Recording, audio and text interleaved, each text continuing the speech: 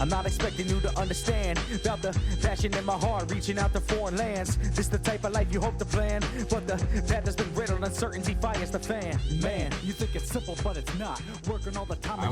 We're just gonna start rolling with it, man. I don't think there's no. What do you want to do? I want to talk about Henry Rollins. Oh yeah, where we're okay. So yeah, we just started. You talked about the weight being 45 pounds always. Yeah. Go. I'm just kidding. No, here's what Adam said. That there was a great time where Henry Rollins was talking about everything in the world changing. Everything's in constant flux. Everything's always changing. Yeah. But the weights and lifting weights always stays the same. And 45 pounds is always 45 pounds. And it made me think of a time that Henry Rollins was talking about filming. And maybe it was for that movie, The Chase. Oh, yeah, with Charlie Sheen. And he was the cop. From the Chili Peppers was in it. Anthony Kiedis was in it, too. Yep. And they drove the Bronco and they chased him around. Do you remember that movie? No. With awesome. Christy Swanson. She was a dime piece in that movie. But anyways. Henry Rollins talks about going to the hotel room after a super long day of filming. And usually he worked out in the morning. But he'd been traveling and the airplane and all this stuff. And he said he'd lay down in the hotel bed. And it was like every part of his essence was like, stay here. Just relax, watch some TV, and then he'd start to be like, no, get the fuck up. Go get the duffel bag, go down, move your body. And then he talked about the experience he'd have when he actually went and did it. And like did the elliptical and sweated and started to engage, and how drastically different it was for his psyche. But my favorite, and then I'll shut up. Don't. There was a Henry Rollins. There was a story where he talks about playing, maybe it was Lollapalooza, and it was Black Flag. You tell me this story. And dude, he was backstage, and he's sober. He doesn't mess with anything, but he was backstage, and he was getting so fucking hyped, dude. And he said they were coming out, and they were like opening up for somebody, or no, Mr. Bungle had just come on. And he was like, we're going to bring it to a new level of energy, this crowd. We're going to fuck them up. We're going to take it to the next level. And he was starting to get everybody amped and getting super hype, his whole band. And they come out, and he's got just his shorts on. He's got no shirt on. And he said he went in as hard as he could, and he threw his knee up, and he brought his head down, and he knocked himself out. Completely, like before he could even say anything on stage, he knocked himself out. And he said he came to, and the band was just standing around him, and like playing, and everything was going wah wah wah wah. Oh. But it was hilarious the way he told it. Henry Rollins, awesome. Shut me up, go. He's awesome, dude. Well, I mean, he's uniquely like a specimen that like I could never be like Henry Rollins. Like the way he interfaces with himself and his reality. Yeah. Overcharged, supercharged. Yeah. Like I like the character he played in that movie too. It's like that was him. I don't think he was acting. No. Yeah. He was just all like beefed up and just like fucking, like he said, all supercharged. But now, and he took a turn. He had the Henry Rollins show. He started to do interviews. Oh, yeah, that's He right. immersed himself in socio-political discussions. He traveled a Yeah, lot. he did like it's not spoken not word. not like a stand-up, but yeah, spoken word. But he talked about his travels. I saw him at the Variety Playhouse do one of those. Oh, nice. It was awesome. Yep. Yeah, I've only listened to his podcast, read his essays and stuff. Yeah. I never got to see him though. Henry Rollins, man. Yeah, he's a guy. He's the guy. Is he? I think I would venture to say he's a real one. Yeah. Hell One yeah. could say he's a real one. Yeah. But we have Adam Abramowitz here Indeed. on the Eternal Strength podcast. Did we say your last name right? Abramowitz? Abramowitz, yeah. Yeah, it's good. Yep. Yeah. It's been a while, dude. We haven't done one of these in a fucking minute. But you're here. You got your own pod. Yeah. And those happen at the whim of when they want to happen. So Well, that's they're what we not did scheduled. today. They're not scheduled out. Never scheduled. You're just like, whenever I'm feeling it, I'll release something. Yeah. And you have a co-host. Is that guy always on your? No. No, okay, it's just you. Got you. What is your podcast? Inside the Mind's Eye? Inside the Mind's Eye, yeah. And it's I like it. I never know what it is. Okay. I like You know, that. Like I think a lot of people spend a lot of time trying to figure out what it's going to be before they start it. I'm like, man, I think you'll figure that out along the way, and it'll Right. shape itself. yeah. What's your logo? It's a yin yang. It's a yin yang with Final Fantasy VII Mogwai creatures in it. Cool. It's awesome. Mogwai. That's Gremlins. Yeah. They look like yeah. Mogwais. They're That's called awesome. they're called Mogs. Okay. Yeah. We'd get some flame for that if I didn't denote Okay. the difference. You can't have that. But you came up today to hang out with us, and then this was on a whim a little bit. Like I thought about it. I was Pressured. like, man, do I want to tell him beforehand that we'd like to have him on the podcast? But then I was like, man, just let him cruise up here, Yeah. and we'll see if it's a good fit. And so we appreciate you being willing to, on the fly, just jump on and go. But you said you got, I would love to hear about you some, where your focus is right now, and then you lead us Yeah. through an Chat it up. exploration of the psyche and the studies you're doing and where you're at with it. And because I think there's a lot of alignment and Oh, yeah, synchronicity dude. happening in our work. I really enjoyed the last time you came up here. It was a good experience, man. I was like, dude, that dude's fucking cool. Yeah. Yeah, I had an awesome time too, and there is something going on because every time I look at your story or read your posts on the eternal strength, it's like literally what I'm reading, working Cool. towards understanding. What about the last post? Did you look at the last With video? the video Yeah. it was awesome. Cool. It's freaking awesome. It was So- like I have to take my sweatshirt off. Yeah, give it yeah. up. Go for it. I'm into this. We had somebody just comment on that and says, "Wow, I want to be your colleague." Yeah. On On- YouTube, and some other dude was like, Who "Dude, is this is fire." I don't know. Let me guess. Can I guess? It's Deepak Chopra. DP jokes. He said, getting out of the DC? confines of the state apparatus. I'm about that. Oh yeah. Oh yeah. Co-opted and captured. Yes. I see mean, you. what you were saying lined up exactly with what I was reading from Krishnamurti, where Okay. he's talking about the real revolution. Is the revolution is an internal revolution. It's not something. The external result is a byproduct of the internal revolution. Yes. Say that again. The external result is the byproduct of the internal revolution. Absolutely, dude. Fuck. J. Krishnamurti. Is that who? Yeah, Jay Krishnamurti. There's a bunch of Krishnamurtis running around. Is Krishnamurti a term? Is that a last? No. I think it's like Cohen for Jewish people, Okay. and Smith for white Americans. Okay. So it is his last name. What'd you say it was? A term. I was thinking about the Buddhist. Krishna.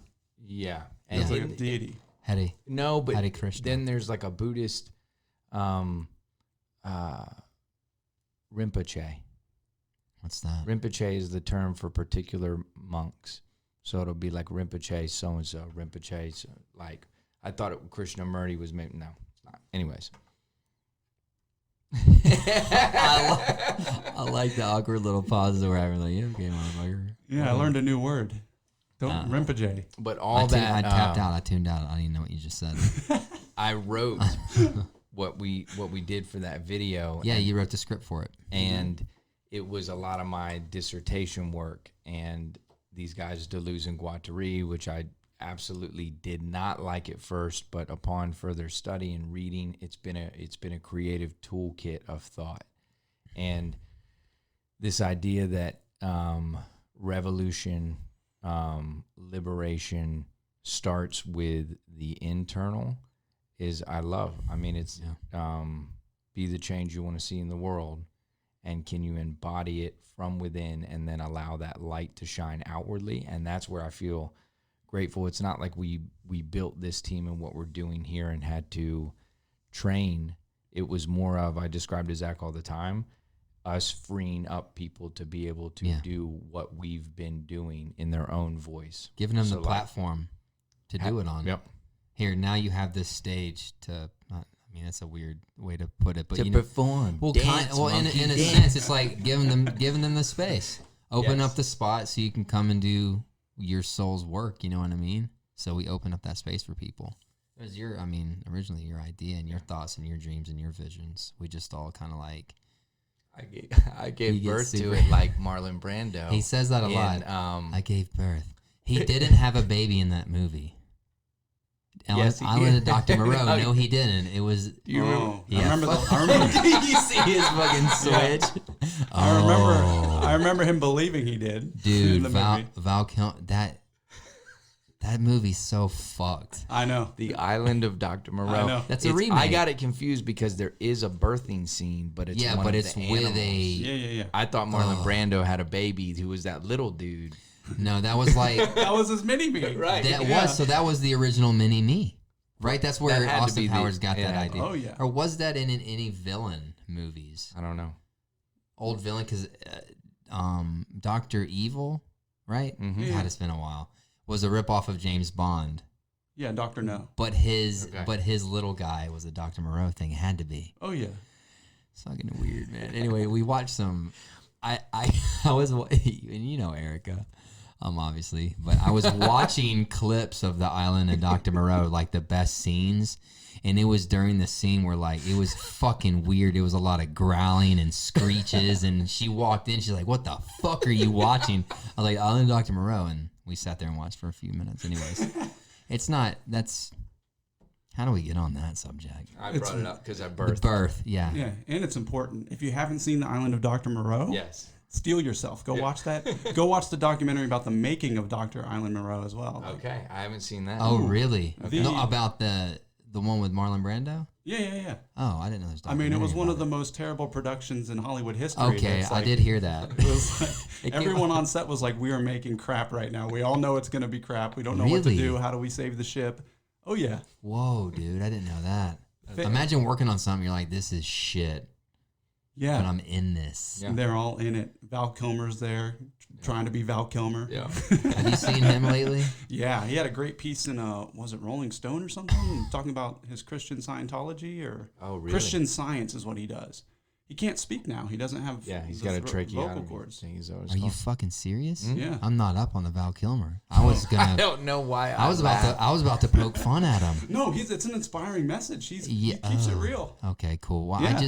I went back to we were looking up the other day like people who maybe didn't age well, Yeah, he's And- one of them. and he looked like he just didn't look. Well, good, at one and point, he I looked think he went out. bloated I heard and- stories that he went out to the desert and he was eating a lot of pain pills and he got super bloated. And the neighbors, it was like It's not funny. Native American land, and there was a tribe in a community, and like he'd just get out there, ripped on pills, and fucking do donuts in the desert, like on his car, and it was causing all this controversy for the neighborhood. It's Iceman, dude. He can do what he wants. I don't know. Hey, Reenacting the whole fucking movie from Top Gun. That's a He's cool. not well. That's a fucking cool part when he goes. Dude, It's a it is- very homoerotic scenes in that movie. Many. I never thought it was homoerotic. I mean, after I got done masturbating, I always thought it was just fucking a cool movie. What are you talking about? Never thought it was homoerotic, but I did get a boner every time I watched it. I always wonder why you would play volleyball in your jeans. yeah. Fuck, would you want to do that? Yeah. Anyways, wow, this is good. So we Good would, radio. Quality content. Oh yeah. yeah, we would love to know, but like I've seen some of your recent posts, and I do think there's your study and what you're looking at and examining. Last time we talked a lot about psychology and the history of psychology and Maslow and Viktor Frankl, but I've seen you post recently some stuff about Taoism and the Tao and ego dissolvement or egolessness, and a lot of Buddhism integrated in. We'd just love to hear what you're up to, man. What are you doing with your days? Man, I still want to talk about Val Kilmer, but I will Yeah, address no, those you- questions After this. we're on Val after Kilmer. this tidbit. I'll tell you this: Top Gun. Val Kilmer had like 8 lines in it, and I guess I read this somewhere, but Whoa. when he was preparing for the role, what am I going to do to make sure that I embody a character? Like, so he put himself in the mindset and prepared mentally to be a presence. Cool. You know. Yeah. And so they give him 8 lines. He bites his teeth. It's just what the Iceman would do. you know? Dude. What a dick. Yeah. But what a cool like approach to it. That's Not interesting. this is I'm working with less of a palette. Now I have to use every nonverbal, and it's got to be powerful, and it's got to be embodied. And this is what I've been thinking of recently. It's really important because I don't think anybody gives a shit what we say. Nobody really remembers what the hell we're saying. Yeah. Okay. How are we saying it? Ooh. How are people feeling? Yep. It's a relationship. It's not about what it is I actually know. Like Yep. Yeah. I could know all the Jung and all the Maslow and all that all day long, but it's irrelevant when you're interfaced with another human being. It's like, how am I showing up? How am I being here? Yeah. What's your delivery? What's your delivery? And then even that is not even really me. Well, it was Maya Angelou said that quote, and she said, nobody's going to remember what you say or what you did, but they will remember how you made them feel. Damn. Right. And that's It's hitting that emotion. And go back to think about the youth that we're working with, or anybody you're working with. What do you really remember? You remember an energetic vibration and how you felt when you were around that person. True. But I can't tell you what specifically they said. I just know how they made me feel, and it's powerful. And this relates to both Henry Rollins and Kilmer to an extent. Okay. The best teachers that we've ever had loved what they were doing. Yeah.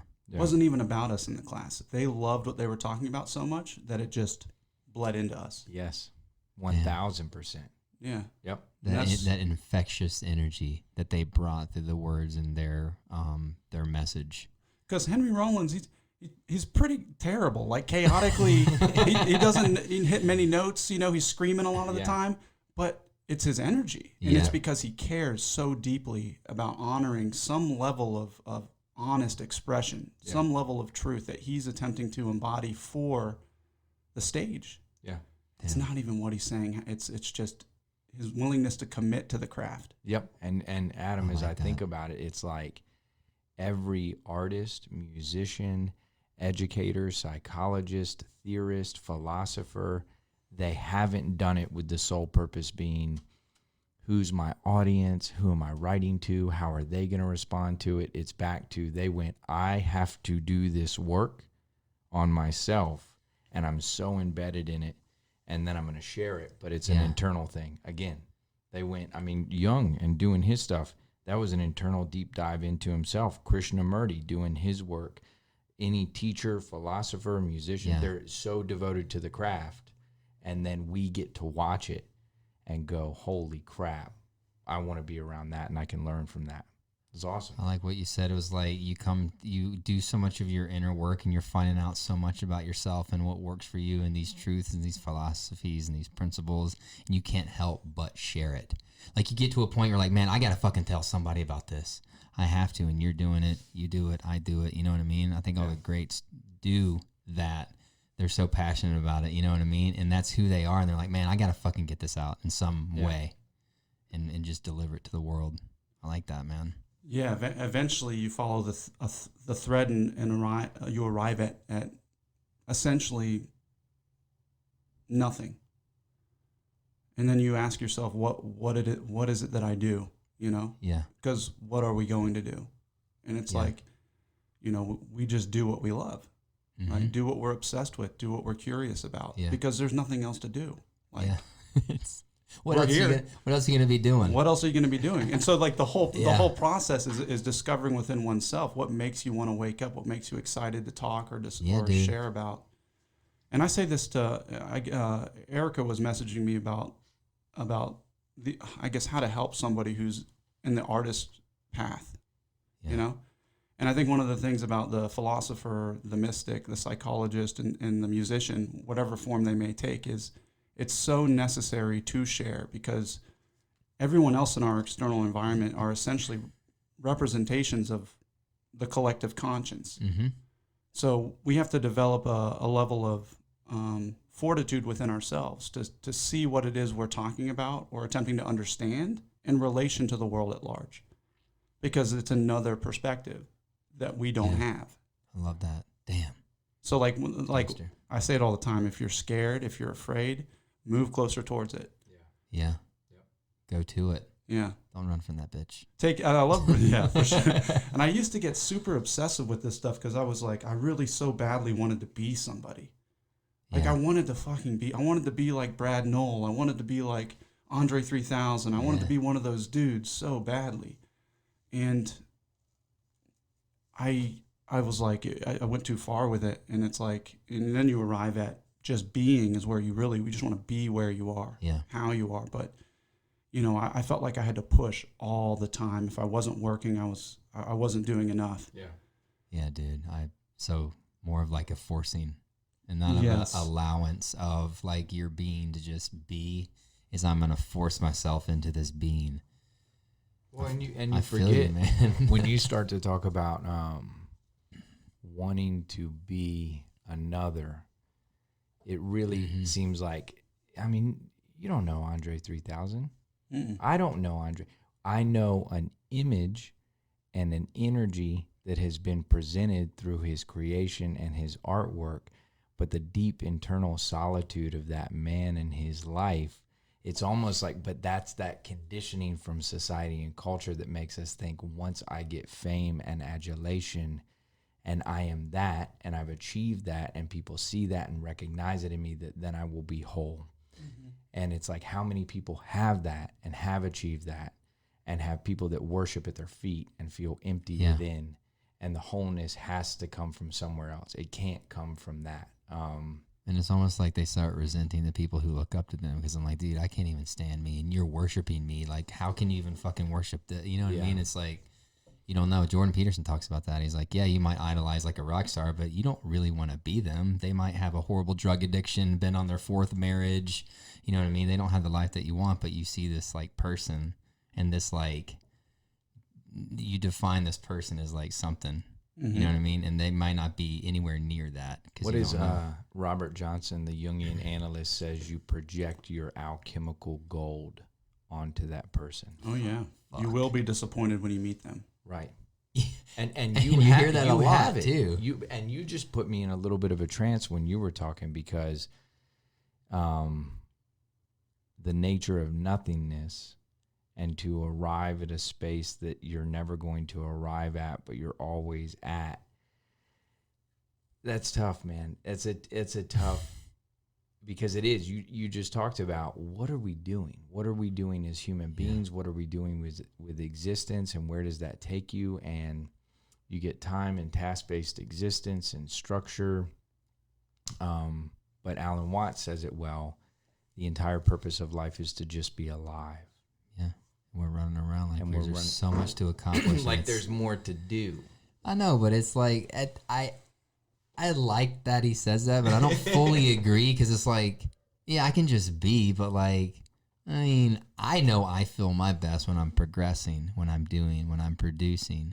But like what you said earlier reminded me of me, because it's like, sometimes I base my self-worth off of that, and that's dangerous, because then if I'm lounging around and maybe I fail to recognize that how much I've done maybe in the last month or year or week or day or whatever it may be, and I find myself like, I don't it's hard for me to just relax. And that's a scary thing to play with when you put your self-worth on it.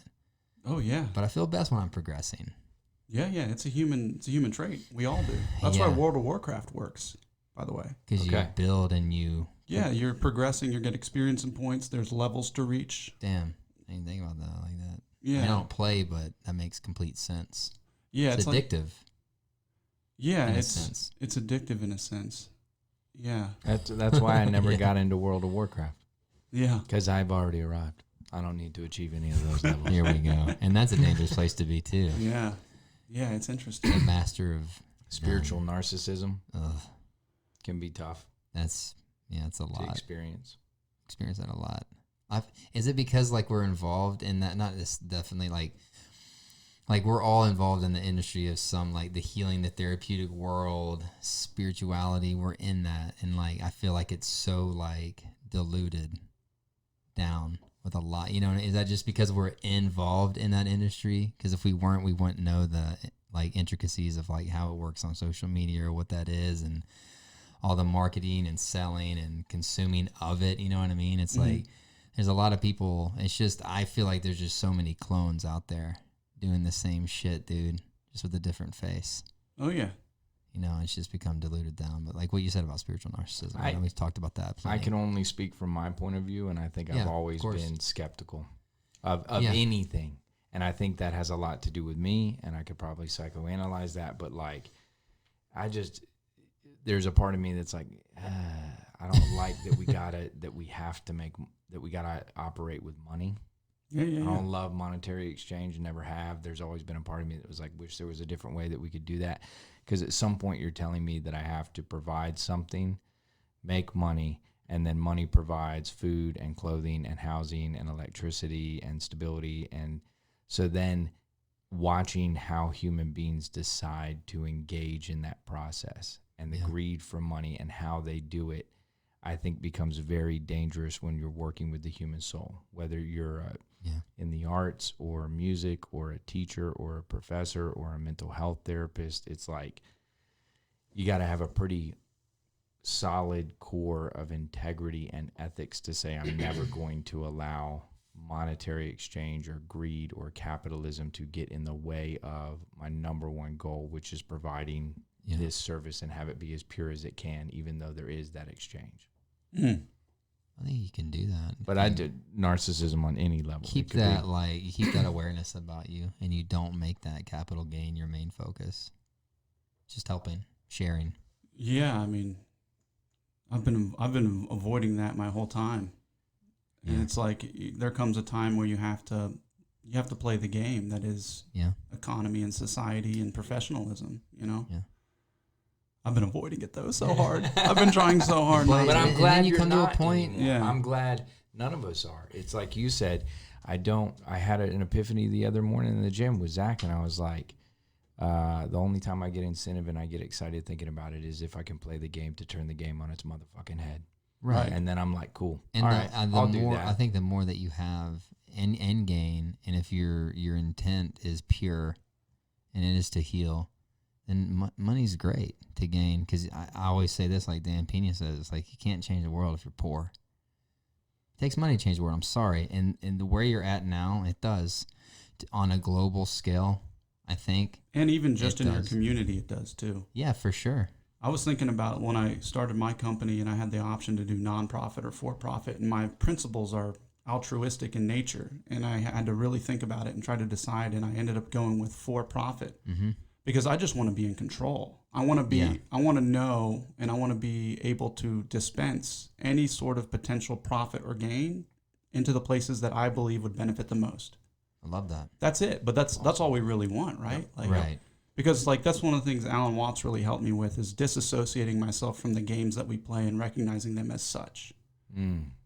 It's beautifully said. Yeah, that's all it is. And if I'm going to participate, I can do it and it can be fun. Yeah. It doesn't have to be a challenge. Yeah. It doesn't have to be strenuous. Yes. And I don't have to fixate on the fact that this game is going on and I don't want to play this game or what's wrong with the game. It's more like, okay, if I'm going to have any ability to influence and move the game or change any of the rules of the game, that I'm going to have to play it inevitably. Your favorite word, be subversive. Yes. Get in there. Yeah. Play the game. Be like, yeah. Yeah. I read you. And then you get in there and you blow the motherfucker up, dude. Mm-hmm. You know, I always had this vision of, and I'm close to the tail end of my PhD. So close. And I wouldn't do this, but I always had a vision of walking across and them handing it to me, and then me just like pulling a lighter out really quick and lighting it on fire on stage. Dude, that would be fucking Is game. that too... That would be lit, Well, dude. I mean, what would really happen? You could do that. Yeah. Yeah, but... I would. It would be a statement. If you're gonna do that, you gotta let me know because I'm filming. Oh, yeah. I'm filming Oh, that, yeah. dude. Viral. Wes Robbins. French My, PhD. I'll tell you this right now, my committee would support it 1,000. I mean, the people in my chair on my committee and my committee members would be like, cool. They reacted really well to the video. Mm-hmm. The last video. They were like, it was awesome. It was amazing. Dude, I tell you right now, dude, we call Vice. We get Vice over Yeah, here, dude. dude. Tell them about the crazy PhD psychoanalyst, about to burn his... Oh, yeah, You dude. met Wes Robbins? He's not well. But I love In a good way. So, Adam, I just want to know, you got your hands in so many different things. Yeah. And I talked to Erica a little bit too, and she said you're doing some teaching. What do you want to talk about? I feel like I could ask you. That's what you do. You direct. Do I do that too much? No, I try to coach him. I was like, just let it flow how it flows. I can't. Yeah. Because I started But to it's think good. I yeah. think it's anyway. I want to showcase. Wherever it goes, it goes. But absolutely, he's our guest. Yeah, I want to showcase you. You guys, this is Adam Abramowitz. Showcase Showdown. Oh, Bob Barker. That's Price is Right. Yeah. Anyways. So what is it? What is it that Oh, that's John you Cena. do? I'm sorry. That's John Cena. Oh, WWE. I was like, who the fuck is that? Yeah. You can't see me. Mm-mm. What is that? What is I he? don't know. He's a guy. He's a wrestler. No. What is that thing called? It's the. Yeah, you can't see me. You can't It's the- see me. Yeah. He's on Twitter. You can see him on there. He says some really good stuff on Twitter. Really? Oh, yeah. Super inspirational. I just got on Twitter.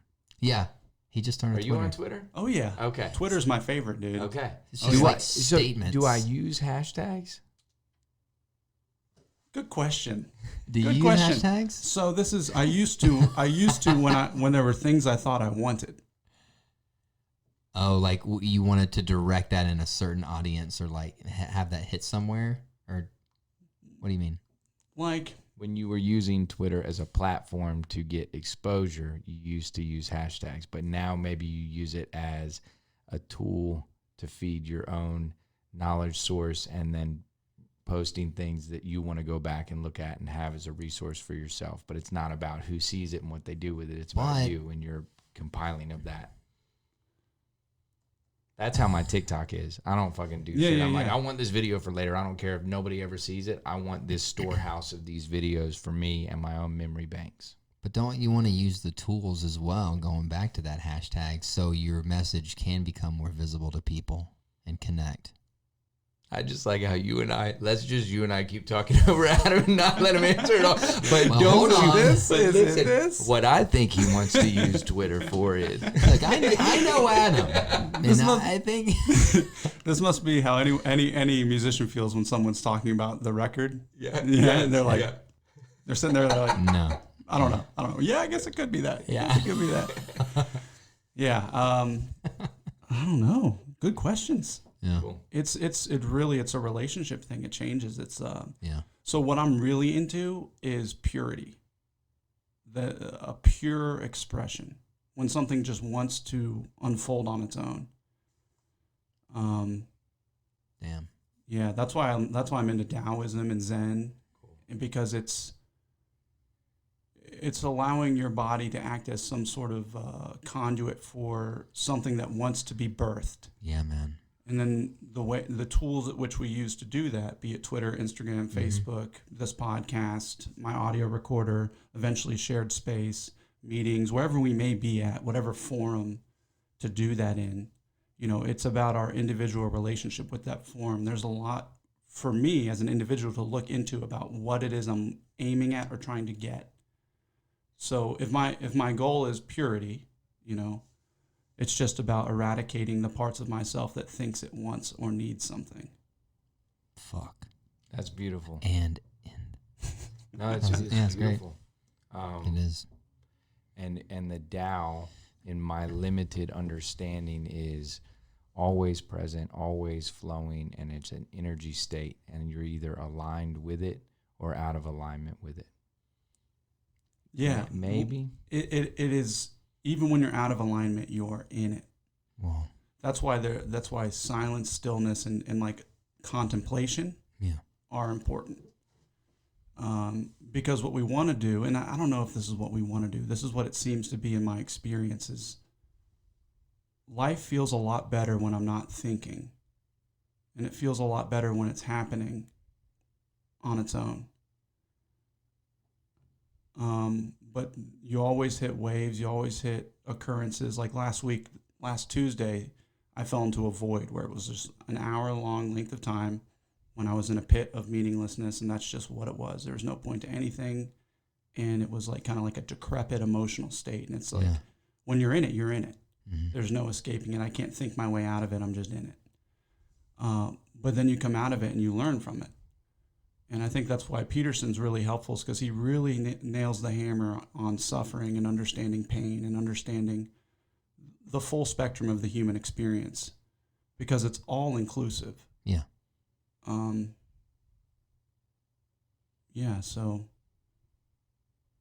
I find some of the best moments are when I've done a lot. I don't even know if that's true. Spill it. Yeah, it's just weird. It's like something as simple as just driving over here to hang out and being here to hang out makes all the work and the self-examination worth it, because we're really not doing anything. We're just chilling, hanging, talking about the issues. Yeah. But this is what I love about life. Yeah. you know, and it's so simple that I didn't need much. I just needed $15 in gas and a K-cup of coffee, and it's like literally I'm in heaven. Hey, it's the connection. awesome. It's the interaction. I think it all, dude. It's, if anything, man, it's relationship in life. Relationships are gonna make your life. Which is interesting with the hashtags is like, this is important to me. The hashtag connecting with someone, you know, I want to be involved, you know, with people that want to talk about stuff like this. Yeah. You know? Yeah. You have a mix of both, of like that social media world and then the real world, and using both platforms. It's a new frontier. Yeah, it's beautiful. I don't have any words. You put me in a trance, dude. You do. Like talking and your energy, and when you go to that space, man, you're right.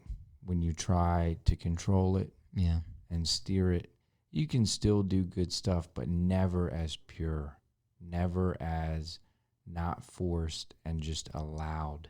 And I'm very grateful to have you here and for you to be on that path of seeking that. That was always of interest to me, but I created the narrative early on that I was going to be the bodhisattva, if anything. So any enlightenment or achievement was going to be like brought back, and but there was a part of me that was like, God, what if I just walk off into the sunset and just, I told Zach the other day, I love to fantasize about being homeless. I know that sounds, no, I'm with you. Nothing. No materials. I'm not with him, but I get a book bag, a toothbrush, and I'll find my way. But Mm-hmm. and if I didn't have a wife and kids, but you made me think about Waking Life. Have you ever seen that movie? Yeah, it changed my life. Do you remember the scene where they're talking about the holy moment Mm-hmm. and looking at one another, and then everything else, like the layers start to fade, and any moment can become a holy moment if we can allow it, and it's there. It's always there. Yeah. But you got to like decalcify all this stuff. And just so when I was watching you two talk, and I don't have a problem talking ever, and I end up talking too much, but I was like, I don't even need to say anything, man. I could just like, not to make you weird out, but like I could just stare into Adam's eyes, and then I looked back over at Zach, and I was just like, It's just an hour-long podcast. Fucking get weird. Man. but how do you? It is always there, but it's up to you whether you want to fucking tune into that or not. You know what I mean? I'm still on this whole kind of like the chaos inherent in life. Like, look, although we may sound great right now, you know, like shit's gonna happen. My girlfriend's gonna want something. I'm gonna want something.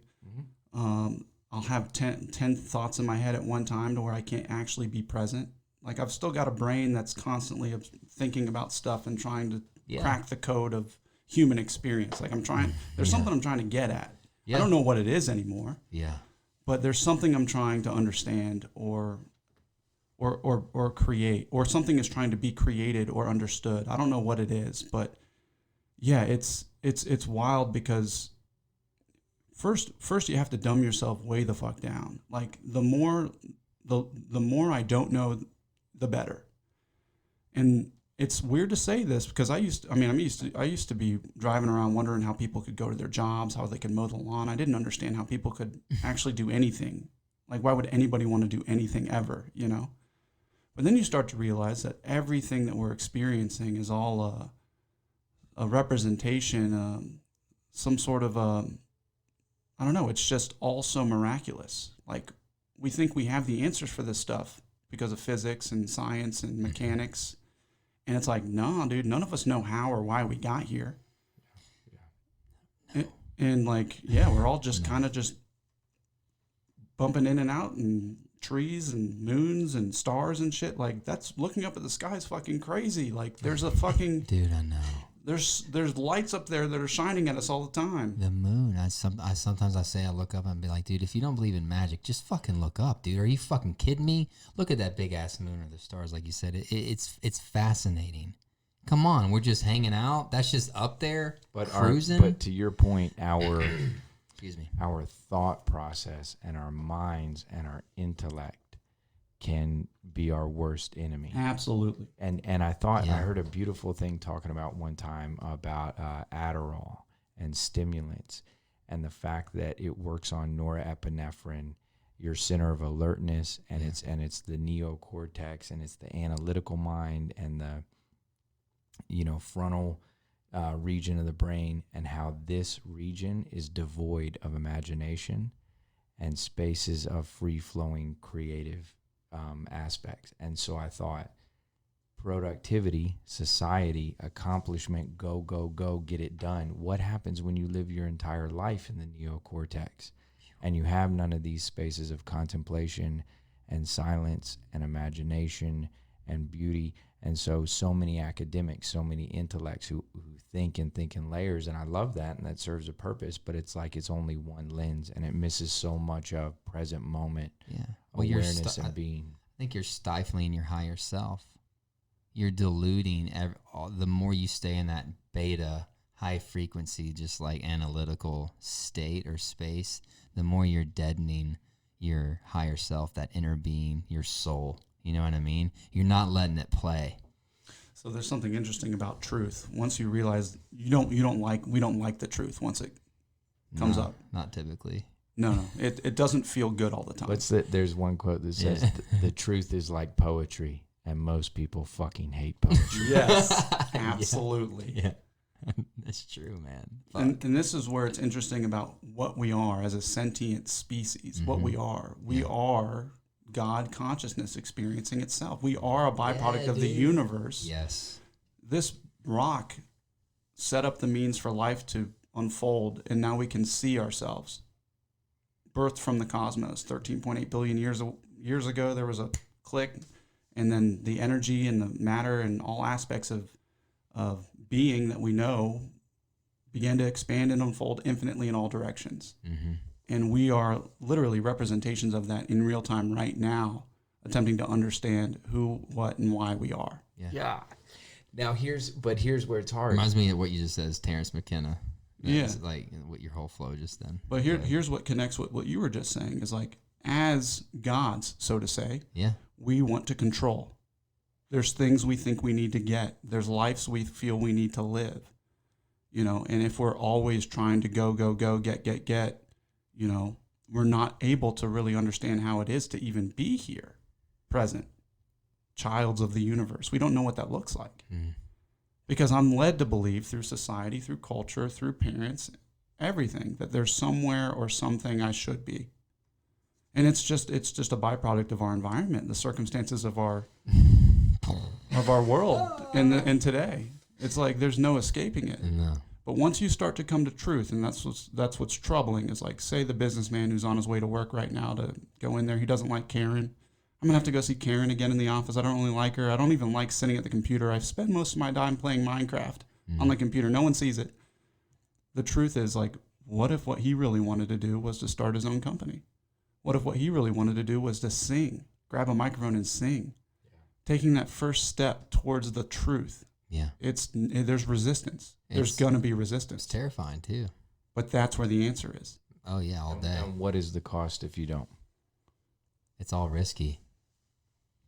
Jim Rohn style. Man, it's all risky. Adam, I'm glad you're here, brother. Yeah, dude. Yeah. This was a when you speak like that, a lot comes up for me, and I notice myself a lot because I can talk about it quite a bit, and I've grown accustomed to talking about it, to talking about we are the universe experiencing itself. We are the divine. I see the divine light within you. We are the Godhead. We are God consciousness. We are awareness. But it's one thing to speak about it, and it's another thing to feel it. Yeah. And the same with death and the inevitability of death. I speak about it a lot, and I think about it a lot. But when I really begin to meditate on it and experience my life as fleeting, that's when I feel it. And so I want to make more of an attempt to feel it rather than for it just to become a rhetoric that I say again and again, because it's two different things to really to embody and feel it. And when you say it, I began to feel it. It wasn't just talking about it. It wasn't just talking about existence in the universe and us being aware of ourselves and experiencing that. It's like, God, we're here right now. This is it. And the only moment is the present moment. That's it. Eckhart Tolle. All you have is the present moment. And now it's gone. And now it's gone. And now it's gone. Moment to moment. Oh, that's this trippy. magic moment. It's trippy. Dirty Dancing. It's a magic moment. No, that's like Swayze. that's like Sandlot. That's Sandlot. This magic moment? Wendy Peppercorn. When he kisses her. Oh, I was about to be like, no, dude, that's Dirty Dancing, and they did the whole thing. You got it. The movie's confused. That's not this. That's not the same song. Dirty Dancing's not this magic. Now I had That's of Dirty. my life. Yeah, that's the song. This magic. Sorry. That's Wendy Peppercorn coming off Wendy the Peppercorn, lifeguard dude, stand. and Squints. Yeah. But I dig what you're saying. I really do. And it's super important because, like, what does a clinician do, right? A clinician has to sit there, and deal and attempt to understand the suffering and the malevolence. That's a Jordan Peterson word. He loves that word, malevolence. The malevolence of the human psyche, the shadow that we are all part of. Like, he has this great riff where he basically talks about the concentration camp, and he basically says, if you can't understand, I think I put it on my page. If you can't understand the concentration camp guard, then you don't understand what it means to be human, and you don't know who you are. Yeah, that's a human, and you're human. Mm-hmm.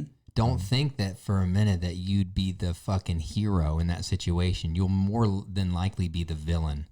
If you can't understand that, it's beautiful. Absolutely. Yeah. And it's getting at, like, the idea, right? The idea is to really feel and understand. It sucks to say it, but death, like, it sucks. It doesn't have to suck, though. Right.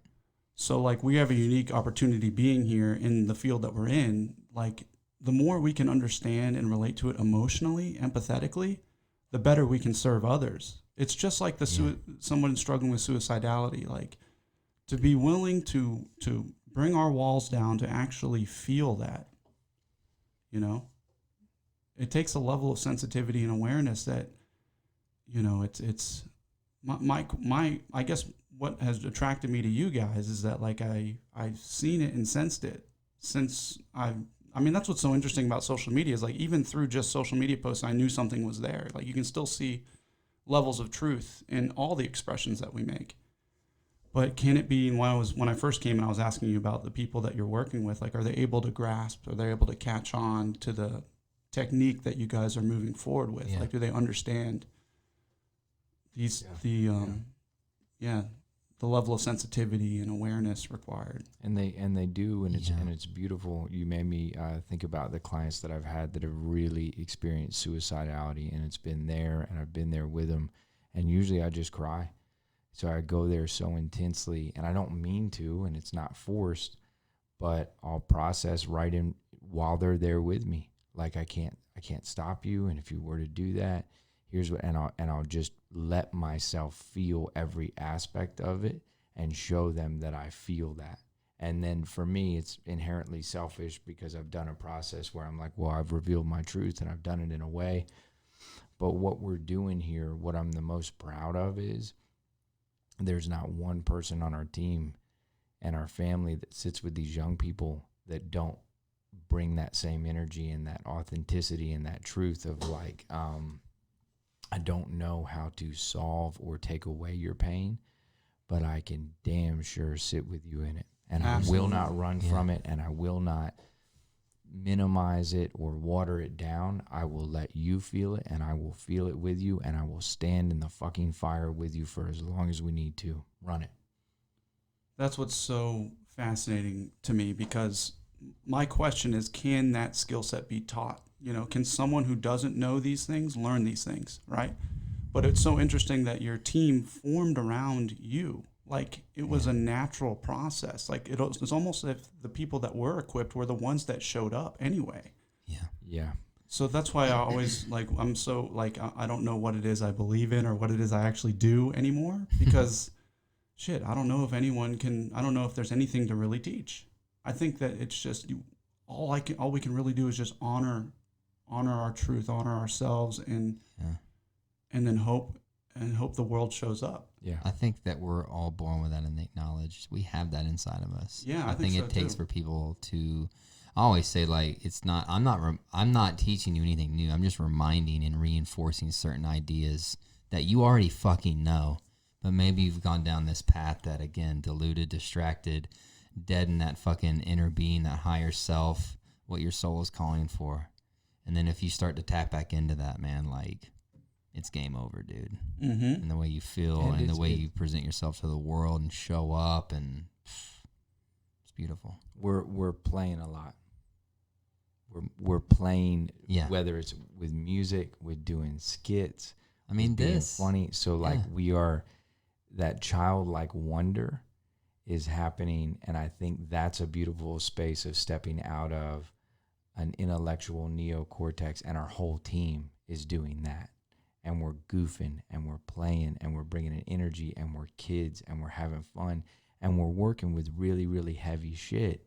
But we can hold all that as long as we're playing. And I do think that's probably the most pure form and expression, is when you can play and you stop thinking about how's this person reading me, and can we goof, and can you let go enough? And we all used to do it as kids, man. We all used to do it until you caught the gaze and you thought, oh, this person's seen me like this. I need to perform differently. I need to change something about my organic nature.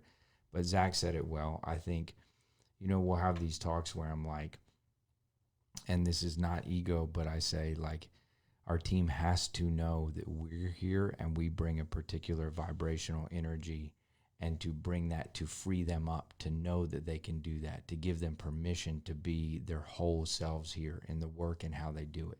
So I don't think we're teaching a methodology. I don't think it's something that's super structured, but I do think it's a heartfelt path of aligning with and doing healing work in a way that feels authentic. And we got so many different voices.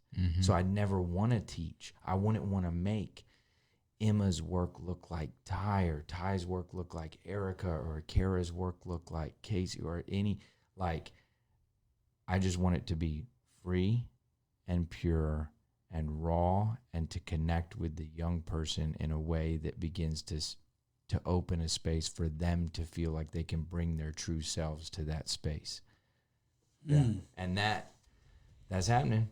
I mean, it takes a tribe, and it takes a tribe of, like, I like leaves on a tree. It's like we're all attached to a trunk, but we're all varying colors, shapes, and sizes. But we need it. Yeah.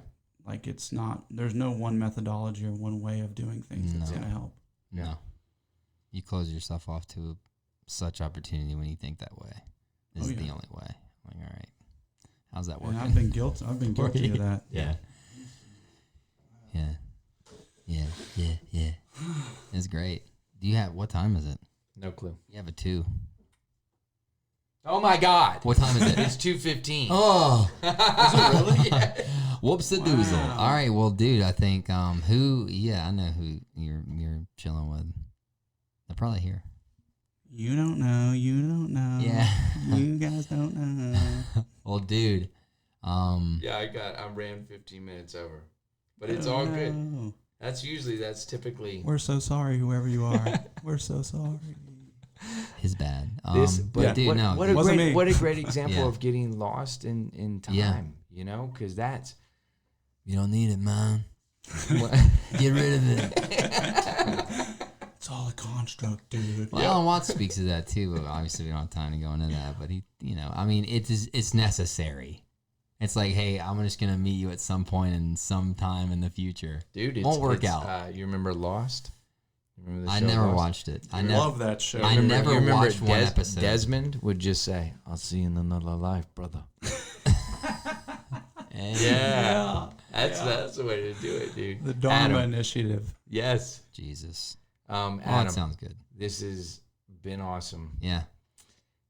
Yes. You gotta make this like a consistent thing, yes. man. You gotta drop by more often than not. Question while I have the public listening. Yes. Ooh. Can I get a pump in one day at the gym? Can I swing by and dude, get you lift gotta- some weights? I thought at first you were saying, "Could I get a pumpkin?" And I was like, Can I get a pumpkin? I mean, we had a couple around Halloween, man. I'm sure we might have a pumpkin. No, Dude, seriously, if you guys haven't seen the gym here, it's legit. But COVID, so be careful. We're Yeah, here dude, come get a every pump. morning. Just hit us up, man, and let us know ahead of time. If typically it would be, Sorry. what is that? Oh, my chair. Did you hear that? No, not that. Yeah, it went. Yeah. Okay.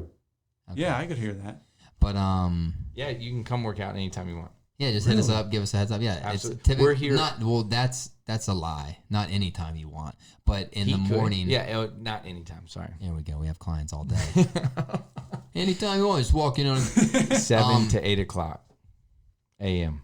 any day you want. No, so I'd say 7 to 9 would be completely fine. Between 7 and 9 a.m.? Yes, Perfect. Cool. if that works for you. Oh, yeah. If it doesn't, then I don't know, pal.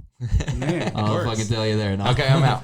All right. Appreciate you being on the show. Thanks for thanks. listening, guys. That's where the profit is. Doodles. Money is the recipe jaded. My life is hanging in the balance while the rest of me plotting is out. Looking for the rhyme and I'ma find what I'm about. Like a man possessed, I'm coming into it like a cloud. Where I've been and where I go, I'm not myself. I think I know, but I'll be searching. My mind stay fake, but I'll be murking. Feel the like flow seeping out of the spirit like deep cuts.